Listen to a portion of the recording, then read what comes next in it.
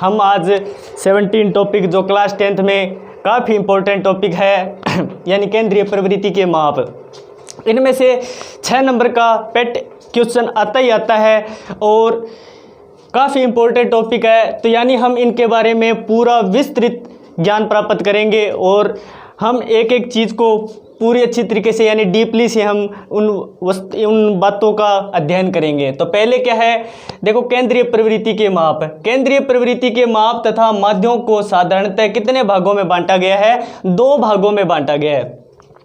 यानी केंद्रीय प्रवृत्ति के माप है और माध्यों को कितने भागों में? 2 भागों में बांटा गया है। एक तो है कौन सा? गणितीय माध्य और दूसरा है स्थिति संबंधी माध्य। गणितीय माध्य और स्थिति संबंधी माध्य। तो इसमें क्या है, गणितीय माध्य में हम 3 बातें पढ़ते हैं, एक समांतर माध्य, दूसरा गुणोत्तर माध्य और तीसरा हरात्मक माध्य। लेकिन हमारे 10th के हिसाब से इंपॉर्टेंट टॉपिक सिर्फ समांतर माध्य है। इन दोनों के बारे में हायर क्लासों में इसका अध्ययन किया जाता है, तो ये हमारे लिए इम्पोर्टेंट नहीं है, सिर्फ एक समांतर माध्य एक इम्पोर्टेंट है। सेकंड बात करते हैं स्थिति संबंधी माध्य। इसमें माध्यक आता है 1 नंबर पर और 2 नंबर पर आता है बहुलक, और इन दोनों के बारे में ही हम विस्तृत अध्ययन करेंगे क्योंकि इनमें भी कई बार प्रश्न आ जाता है। तो कहने का मतलब ये तीनों के बारे में पता करेंगे और तीनों में से 2 प्रश्न आते हैं, दोनों में एक प्रश्न आ जाता है, अथवा वाले आते हैं, नहीं दोनों आते हैं। समांतर माध्य आ सकता है, माध्यक आ सकता है, या फिर माध्यक बहुलक आते हैं, या फिर बहुलक समांतर माध्य आते हैं। तो कहने का मतलब 6 नंबर का प्रश्न आता ही आता है। अब देखो समांतर माध्य, अंकगणित में जिस मान को हम औसत कहते हैं, यानी हमने छोटी क्लास में पढ़ा है राशियों का औसत निकालते थे, राशियों का योग बटा राशियों की संख्या, तो वो जो औसत निकालते थे उन्हें ही स्टैटिक्स में क्या कहा जाता है? समांतर माध्य। तो कहने का मतलब हम कह सकते हैं समांतर माध्य और औसत एक ही बात है। तो यानी जिसको औसत आता है उसको समांतर माध्य भी आ जाएगा, और अगर नहीं भी आता है तो हम अच्छे से इसका अध्ययन करने वाले हैं। तो अब देखो समांतर माध्य क्या होता है। समांतर माध्य वह मान है जो दी हुई संख्यात्मक सामग्री के सभी आंकड़ों के मानों के योगफल को आंकड़ों की संख्या से भाग देने पर प्राप्त होता है। यानी मतलब ये रहा कि आंकड़ों का योग, यानी जितने भी आंकड़े दिए उनका क्या कर लेंगे, पहले योग लगा लेंगे यानी टोटल कर लेंगे, और जितने भी वो आंकड़े हैं उनकी गिनती कर लेंगे यानी काउंटिंग कर लेंगे, 4-5 जितने भी होते हैं, और यानी टोटल में उन संख्याओं का भाग लगा देंगे तो हमें समांतर माध्य प्राप्त होता है। और वैसे ही औसत प्राप्त होता था, इसी तरीके से हम समांतर माध्य प्राप्त करेंगे।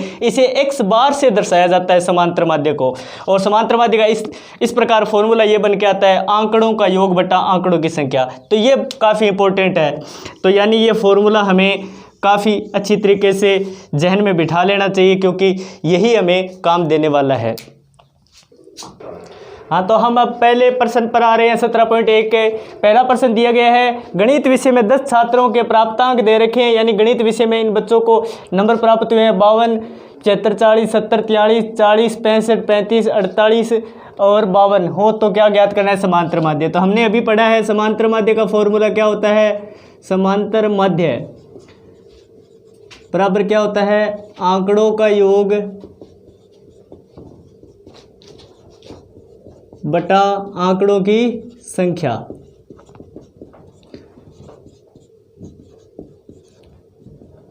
तो देखो हम आंकड़ों का योग लगाते हैं, यानी 52, 75, इनको सभी को क्या लिख लो, पहले योग करें। 52, 75, 40, 70, 43, 40, 65, 35 और 48 और 52, यानी इन सभी को लिख लेते हैं। और ये गिनते हैं कितने, वैसे दे भी रखा है 10 छात्र, बाकी अगर आपको पता नहीं हो तो ऐसे इसको काउंट कर लो, 1 2 3 4 5 6 7 8 9 और 10। तो कितने हैं ये? 10। तो अब इनका जोड़ लगाते हैं तो कितने होते हैं? 7 3 10, 10 और 5 15, 20 और 28 और 2 30, यानी 3 हासिल 8 हो गए, 5 और 3 8, 15 4 19, 19 और 7 26 और 4 30, 30 और 4 34 और 6 40, 43 43 और 4 47 और 5 52। तो कितने हो जाते हैं? 520 और बटा में कितने आ जाएंगे? 10। तो एक बिंदी से एक बिंदी कट गई और अपना आंसर आ जाता है 52। तो यानी इसका समांतर माध्य कितना आ जाएगा? 52। तो ये अपना पहला आंसर हो जाएगा। तो दूसरा प्रश्न, एक विद्यालय के सहायक कर्मचारियों का मासिक वेतन दे रखा है कितने, 1720 रुपये, 1750 रुपये, 1760 रुपये और 1710 है। तो समांतर माध्य ज्ञात करो। तो हमें पता है समांतर माध्य का फॉर्मूला क्या होता है। फॉर्मूला हर बार लगाना ताकि आपको याद हो जाए, यानी आंकड़ों का योग बटा आंकड़ों की संख्या।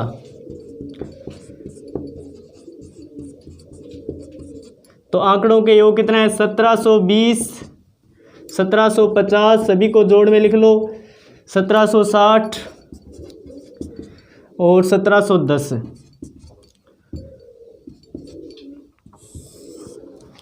और ये कितने हैं, 1 2 3 और 4। तो इनका आप जोड़ लगाते हैं, लगाओ कितना आता है, 0, सभी में 0 है ही अंत में। 2 5 7 और 6 13, 13 और 1 14, 8 7 15, 7 नहीं 7 चौक 28 और 28, ये कितने किए थे, 2 और 5 10, 10 और 6, 2 और 5 7 और 6 13 और 1 14, यानी एक असल ये हो गए 28 और 1 29 और 2 और ये कितने 4 2 6, 6940 या आ जाएगा, यानी 6940। इसके अंदर 4 का भाग लगा के देख लो कितना आ जाएगा, 4 एकम 4, 2 9 7 चौक 28, 1 4 4 तिया 12, 2 और 4 5 20, यानी अपना आंसर आ जाएगा 1735। तो इसका आंसर कितना आएगा, 1735, यानी समांतर माध्य कितना आ जाएगा, 1735। थर्ड क्वेश्चन, अब देखो इनके अंदर हमें समांतर माध्य दे रखा है और हमें ज्ञात करना है x का मान। कोई दिक्कत नहीं, यानी ये प्रश्न दिया हुआ, ये अपने फॉर्मूला है समांतर, इनमें 3 दिए हुए तो तीनों ही निकल सकते हैं। यानी हमें आंकड़ों का योग दे दे और संख्या दे दे तो समांतर माध्य पूछेगा, और समांतर माध्य या संख्या देकर योग पूछ लेगा, और योग देकर और माध्य देकर संख्या भी पूछ सकता है। तो इस तरीके से हमें क्या क्या दे रखा है, माध्य दे रखा है और यानी संख्या दे रखी है ये। तो इनका पहले टोटल लगाएंगे तो हमारे पास एक ही फॉर्मूला है, उसी से हो जाएगा। यानी समांतर माध्य का फॉर्मूला क्या है, समांतर माध्य बराबर क्या आता है, आंकड़ों का योग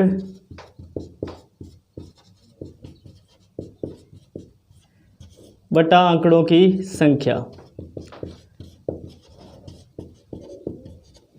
तो समांतर माध्य अपने कितना दे रखा है, 4। तो इस समांतर माध्य के लिख दो नीचे। अब क्या है, आंकड़ों का योग, यानी आंकड़े दे रखे हैं उनको योग में लिख दो, 3 4 8 5 x 3 2 और 1 बट्टा कितना आ जाएगा, कितने 1 2 3 4 5 6 7 8 और कितने हो गए 8। अब क्या है, इसके नीचे कुछ नहीं है, पहले इसके नीचे 1 लगा लो, तो यानी ये भी बट्टा में बन जाएगी। तो अब ये यहाँ पर लिखो 4 बटा 1 बराबर कितना आ जाएगा, 3 4 7 7 8 15 5 20 और 3 23 और 2 25 और 1 26, तो यानी 26 प्लस x बटा 8। तो अब आगे क्वेश्चन कर रहा हूँ इसका। तो यानी हमारे पास इसका क्या हो जाएगा, वज्र गुणन, यहाँ लिख देते हैं, वज्र गुणन करने पर तो देखो वज्र गुणन करेंगे तो क्या आ जाएगा, 8 चौक 32 और ये का 1 के साथ गुणा करेंगे तो ये सेम का सेम ही आ जाएगा। तो यानी हम ये लिख सकते हैं 26 प्लस x बराबर 32, यानी 8 चौका 32। 26 इधर प्लस के इधर जाते किसके हो जाएंगे, माइनस के, यानी 32 माइनस 26, x बराबर कितना आ जाएगा, 6। तो यानी x का वैल्यू कितनी आएगी, 6 आएगी। तो ये तीनों क्वेश्चन यहाँ तक समझ आ गए होंगे।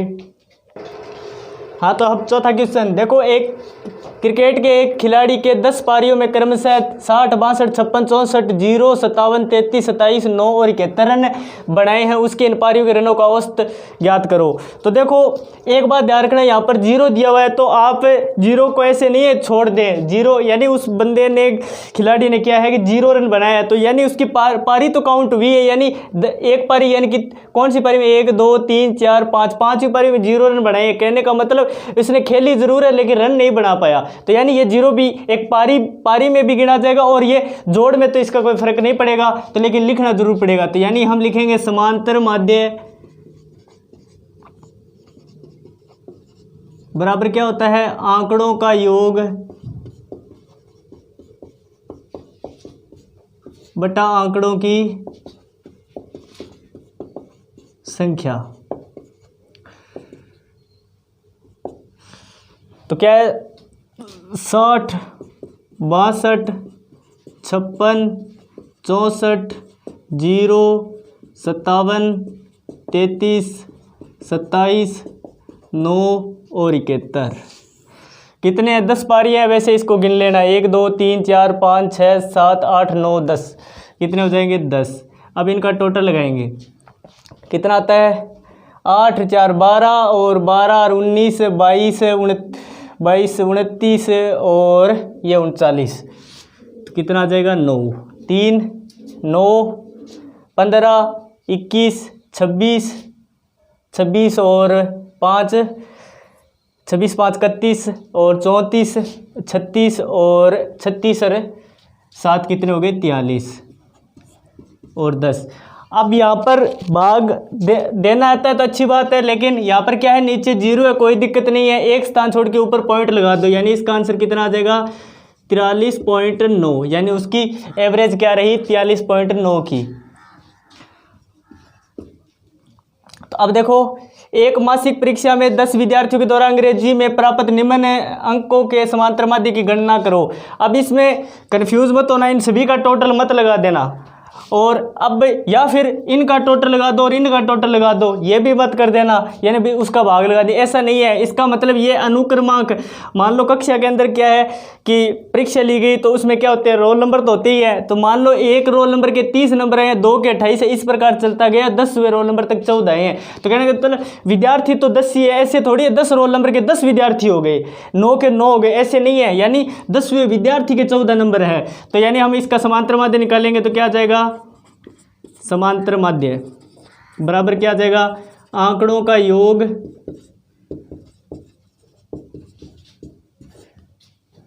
बटा आंकड़ों की संख्या।